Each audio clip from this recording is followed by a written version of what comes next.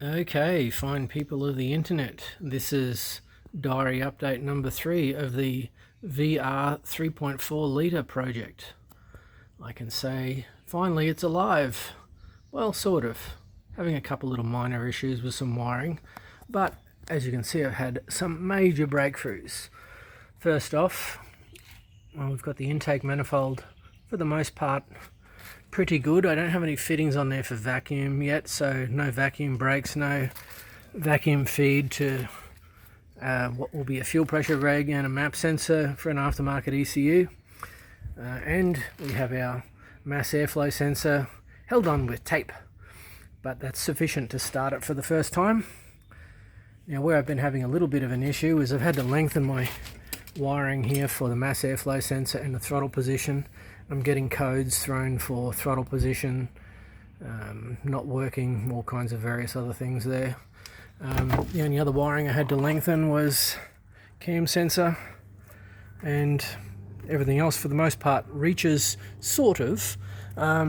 See, I've got a block off plate on there for my vacuum pump now, and I also had a little block off plate made up, laser cut, for the mechanical fuel pump. I did have to chop off the end of my fuel rail a little bit here, but I'm not using direct injection, so that's fine. Currently the motor has the standard R32 injectors in it, and it's set up with a deadhead fuel rail, and the fuel pressure reg is still back in the filter as per OEM. What else has been happening? Everything's plugged in, and oh, it runs. So let's give that a go, and you can see how it works.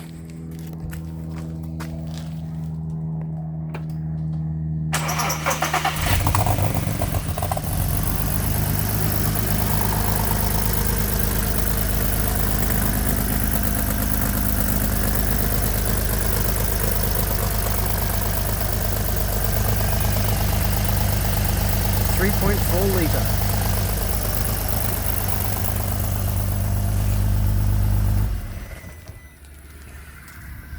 So it runs pretty good considering it's got a map for a 3.2 in it and the 3.2 injectors.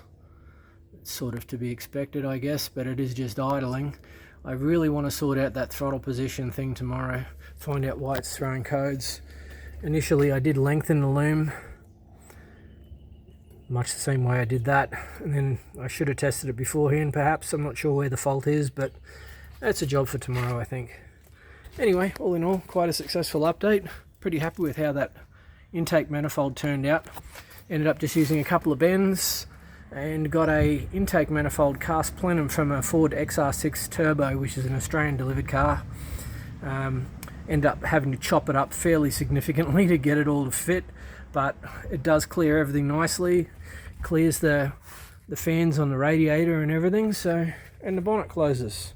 That should work pretty well. Still have a good amount of room here for watered air intercooler and turbo. Anyway, that's all for now. Update 3 all out.